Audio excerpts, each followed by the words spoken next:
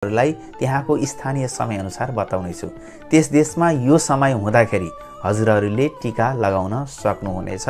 सर्वप्रथम विक्रम सम्वत 2082 साल असोजको 16 गते, अंग्रेज सेमेन्सा 2025 अक्टोबर 2 को दिनमा टीका लगाउनका लागि शुभ साइत हुनुभएका देशहरूको जानकारी गराउनेछु, समय जानकारी गराउनेछु। त्यसपछि अक्टोबर 1 को जानकारी गराउनेछु। सर्वप्रथम हाम्रो प्यारो देश नेपालमा टीका लगाउनका लागि शुभ समय रहेको छ बिहान 11:53 जाँदाको शुभ समय असाध्यै राम्रो रहेको छ।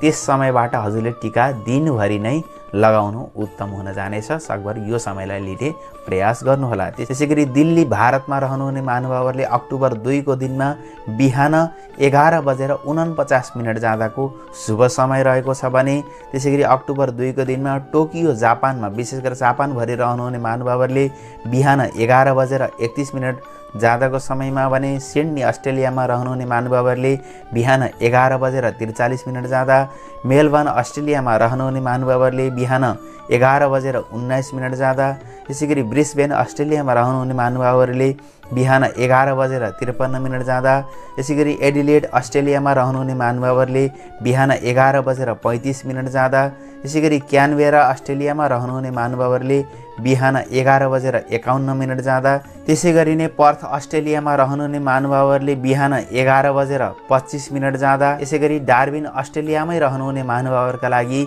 बिहान 11:47 जाँदा अस्ट्रेलियाको धेरै समय बताइएको छ। यस्तो समयमा हजुरहरूले लिन सक्नुहुनेछ। यसैगरी वेलिङटन न्युजिल्यान्डमा रहनुहुने महानुभावहरूले बिहान त्यस देशमा 11:23 जाँदा, यसैगरी लिस्बन पोर्चुगलमा रहनुहुने महानुभावहरूले बिहान 9:23 जाँदा, स्पेन लगायतका आसपासका समस्त देशहरूमा रहनुहुने युरोपवासीहरूले लगभग यही समयलाई लिएर अगाडि बढ्दा हजुरहरूको उत्तम साइत मिल्न जानेछ। हजुरहरूले यसरी बुझेर अगाडि बढ्नुहोला।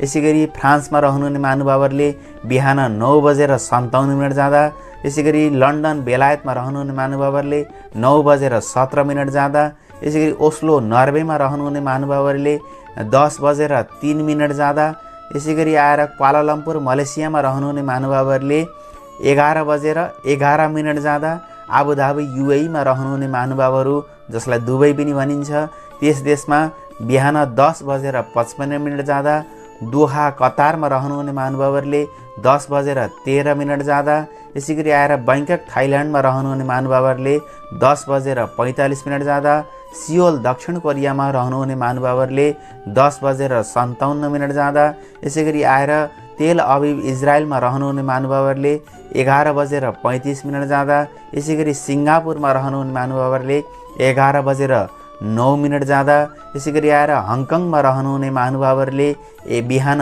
11:45 जाँदा, साउदी अरेबियामा रहनुहुने महानुभावहरूले बिहान 10:55 जाँदा, यसरी याङ्गुन म्यानमारमा रहनुहुने महानुभावहरूले बिहान 10:27 जाँदा, यसैगरी आएर जेनेभा स्विजरल्यान्डमा रहनुहुने महानुभावहरूले बिहान 10:25 जाँदा, यसैगरी आएर माल्टा युरोपमा रहनुहुने महानुभावहरूले बिहान 10:55 जाँदाको शुभ समय रहेको छ भने भुटानमा रहनुहुने महानुभावहरूले त्यस देशमा बिहान 11:30 जाँदाको शुभ समय रहन गएको छ।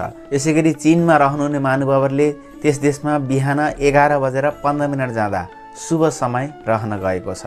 अब कुराकानी गरौँ विक्रम सम्वत 2082 साल असोजको 15 गते बुधबारको दिन, अंग्रेज सेमेन्सा 2025 अक्टोबर 1 को दिनमा विजयादशमीको टीका हुनुभएका देशहरूको म जानकारी गराउन गइराखेको छु। न्युयोर्क अमेरिकामा अक्टोबर 1 को दिनमा बिहान 11:25 जाँदा, यसैगरी फ्र्याङ्क कम्फर्ट केन्टुकी अमेरिकामा रहनुहुने महानुभावहरूले बिहान 11:57 जाँदा, यसैगरी बोबेन्स्वारो केन्टुकी अमेरिकामा रहनुहुने महानुभावहरूले 11:05 जाँदा, टेक्सास अमेरिकामा रहनुहुने महानुभावहरूले बिहान 11:33 जाँदा, वाशिङटन डिसी अमेरिकामा रहनुहुने महानुभावहरूले 11:35 जाँदा, क्यालिफोर्निया अमेरिकामा रहनुहुने महानुभावहरूले बिहान त्यस देशमा 11:11 जाँदा, कोलोराडो अमेरिकामा रहनुहुने महानुभावहरूले बिहान 11:29 जाँदा, यसैगरी टोरोन्टो क्यानाडामा रहनुहुने महानुभावहरूले अक्टोबर 1 को दिनमा बिहान 11:55 जाँदा, यसैगरी भ्यानकुभर क्यानाडामा रहनुहुने महानुभावहरूले बिहान 11:33 जाँदाको शुभ समय रहन गएको छ। यसरी हजुरहरूले विश्वका धेरै देशहरूमा यो स्थानीय समयअनुसार मान्यजनका हातबाट टीका धारण गरेर मनाउन सक्नुहुनेछ। आपत परेको खण्डमा, अप्ठ्यारो भएको खण्डमा हजुरहरूले आफ्नो चलन चल्ती अनुसार यो विजयादशमीको टीकालाई पूर्णिमाका दिनसम्म धारण गर्ने चलन भएकाहरूले धारण गरेर अगाडि बढ्न सक्नुहुनेछ।